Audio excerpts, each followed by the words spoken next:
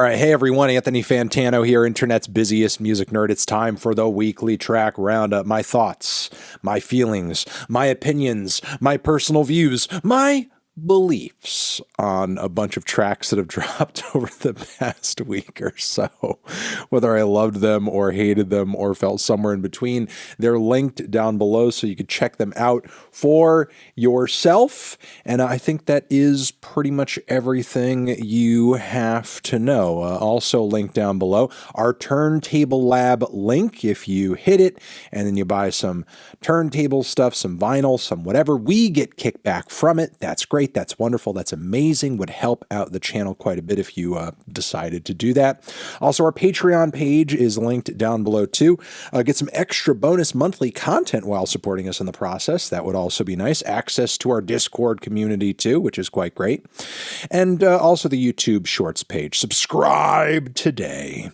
All right, let's move on to the worst tracks of the week. We have a handful. We have a few. They are as follows. Number one, a new one from Tones and I. No surprise here. It's not good. Seemingly, Tones and I continues to take all of the worst millennial pop cliches, somehow make them even more unbearable, and just make new music with them. That is pretty much the case with this new one over here, Dreaming. Don't need it. Moving on. All right, we also have a new one over here from Youngblood featuring Lil Yachty, What I Always Wanted, an Oasis song, but worse. And also a terrible Lil Yachty hook on it as well. And God, the lyrics are goofy. Can we still get high? Yeah, I don't need this as well. All right, moving on from there. New Billy Joel. It's sterile. It's boring. It's near soulless. Yeah, basically what you would expect from somebody at this leg in their career when they're just kind of putting out on uninspired stuff. All right, let's move on to the tracks. The tracks that I thought were meh. Kind of on the fence with these. You might like them more than me, so I'm just kind of throwing them out there. They are as follows because they're linked down below too. We have this new one from Wavedash, Madeon, All Your Love featuring Toro. And yeah, it kind of sounds like some 80s yachty, yuppie pop with some very sweet chords, but there's something about it given, that it is kind of like, a Wavedash track, that it's, kind of got a driving dance beat behind it. It feels like it's more focused on the grooves, how well it'll do in the club, as opposed to, how well it works as kind of a multi-phase song with some contrasting hooks and verses. Still, the Toro feature is pretty cool, and it's a sweet listen all around. We also have this new one from Twice, K-pop group Twice, I Got You. It's sweet, it's catchy, maybe a little generic and sterile for, the genre, but still it does have a, a soaring and a very sugar-coated chorus, that is for sure. We have a new one from That Mexican OT, who I'm surprised is actually crossing over and doing a new track with Dababy. Point him out. The reason I'm surprised is because I feel like this dude's been on a come-up recently, mostly because he kind of sounds like Dababy. And, Dababy's career has been going down in the toilet mostly because he has one flow. Meanwhile, we have That Mexican OT and at least a couple other artists as well who have been building new music careers off that same flow, and yet they're not really getting torn down in the way Dababy has been. But still, they actually cross over on this new track. Dababy does bring a slightly different flow.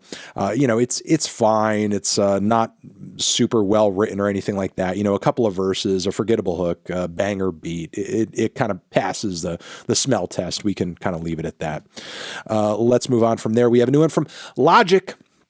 Bobby Logic, new track Fear, which sees him rapping over a house beat, a dance beat, and then kind of coasting out into this soft, somewhat, neo-soul jazzy outro that's, not too bad. I thought that eventually things would kind of pick up and come back in a way, or he would kind of bring it to a climax. I feel like he kind of coasts out in a way that really kills the momentum and excitement of the track overall, but kind of interesting to hear him over a bit of a different vibe, different genre, and it mostly works for him. I can certainly give him that.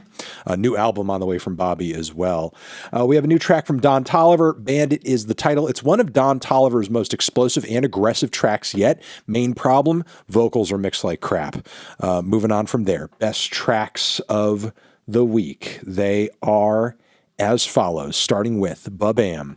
A new one from Lil Yachty. he is rapping on this track. He decided he was going to get up and rap over this soulful, beautiful, wonderful little sample with some memorable lyrics and, smooth, kind of carefree delivery. A Cold Sunday is the title of it. I like the track quite a bit. I just kind of wish there was maybe a hook or another verse or a feature on it or something to kind of build it out a little bit more. But, for what it is, I think it's pretty great. And it's cool to hear Yachty, diversifying a little bit lately, stylistically. All right, moving on from there, we have a new one from a project that I'm just hearing about recently named SMRTDEath. Hell USA is the name of the track. And it's kind of like weird internet lo-fi bedroom punk pop with a twist of Beck in there too. If, all of that kind of makes sense in your head. If it doesn't, give a listen to the song and it absolutely will instantaneously. I think it's quite catchy and weird and fuzzed out and fun. Liking it quite a bit. All right, moving on from there. Stop Making Sense, tribute album. Talking Heads, it's on the way. Lots of cool artists involved in this project. And Paramore, of course, dropped the first single from the upcoming album. They did their cover of Burning Down the House, and it's incredible. It goes hard as hell.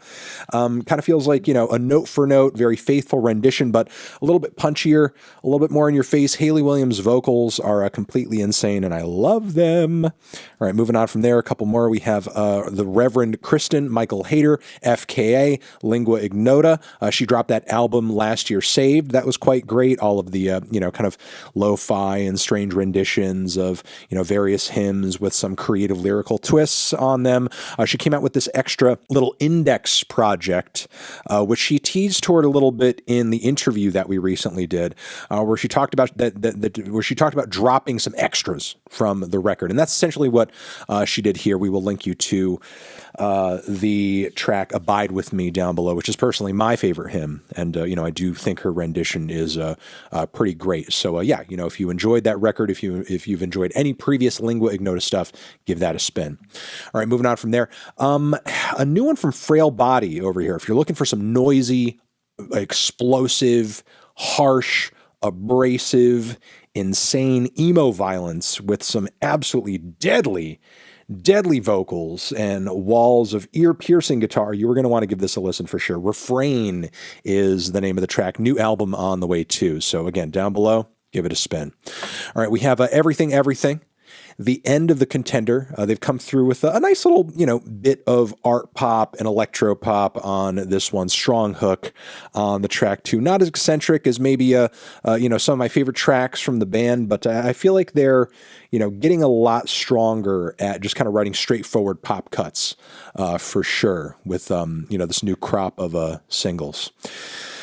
All right, we also have a new one over here from electronic music producer Eliminate, who has Frost Children on this new cut, SMSOU. It's a cute little EDM-esque banger with some quirky synthesizers, and of course, Frost Children bring their, strange and somewhat tongue-in-cheek, but also flirty, lyrical style into the mix as well. And I think it's a pretty solid marriage between the two.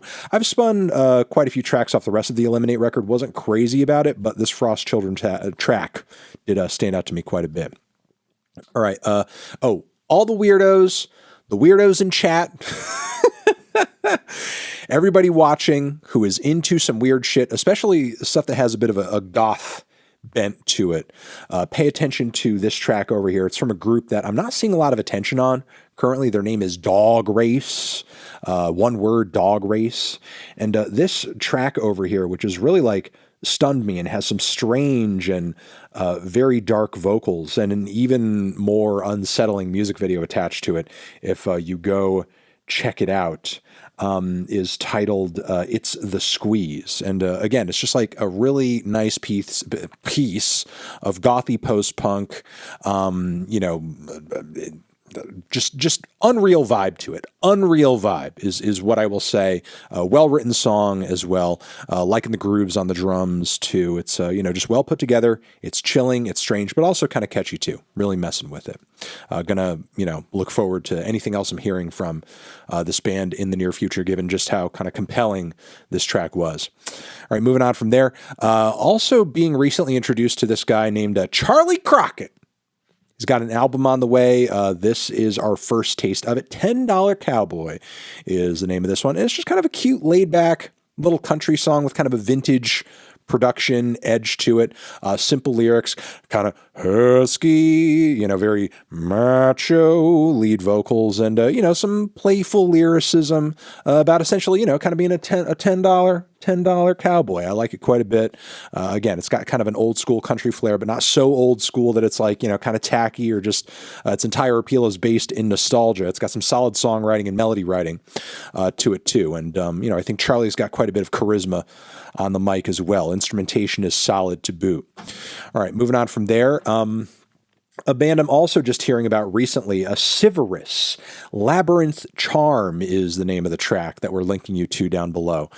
Now, what I find so funny about this, cover and also title is that we have like a very sleigh-looking pink maze.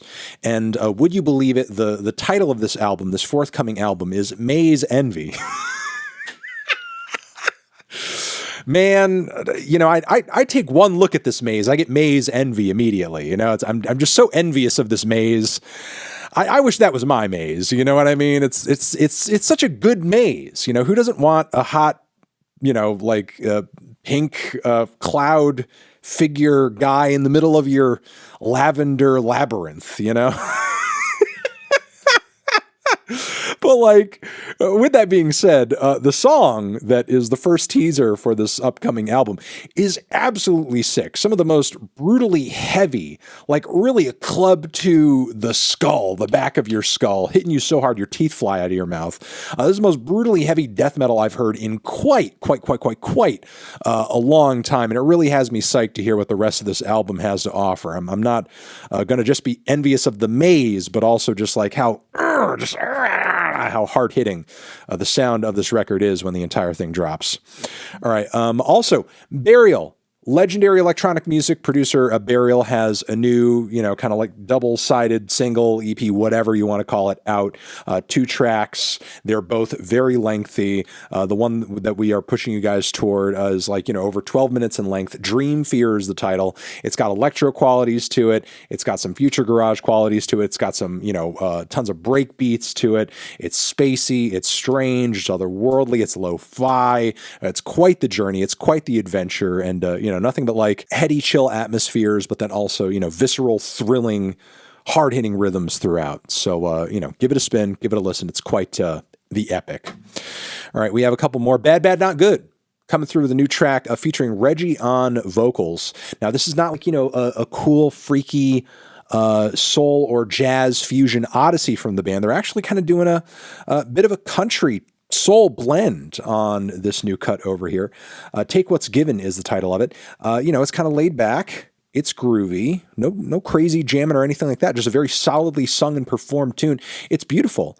I'm actually kind of loving it quite a bit. It may not be necessarily what, I or maybe you have come to expect from Bad, Bad, Not Good, but it is fire. Imagine it like this. If Brittany Howard or Alabama Shakes or something, or Yola, someone like that came out with this track, people would be, stumbling over themselves to talk about how great it is. But, maybe some people are kind of hesitant because it's not what they expect from Bad, Bad, Not Good. But I would say because it's not what you expect from Bad, Bad, Not Good, all the more reason to check it out because, they've proven themselves on quite a few records to be very versatile performers and musicians. They're not just known for their funk and, their jazz tracks and their instrumental cuts. They've worked with a lot of different vocalists over the years. Sam Herring, obviously being a major example there in terms of helping them kind of get out of that lane and trend into some other stuff that goes viral and gets very popular. This new track, this new ballad is fantastic. Cool to hear the band continuing to experiment and try new stuff, especially when it comes out this good. All right. Final track over here comes from the black metal band Agriculture, who has a new EP on the way through the Flenser. Living is Easy is the title of it. This track to me is an insane, dynamic, intense black metal epic. It's like if you could take a black metal song and write a national anthem with it. And I mean that in the best possible way. It's absolutely fire, absolutely killer. If you listen to any one track from this video, just one single track from this video, make sure it's this one. All right, I'm going to leave it there. You guys are the best. Love you. Hopefully you got some good recommendations out of this video. I will talk to you guys in the next one. Anthony Fantano, Weekly Tracks, forever.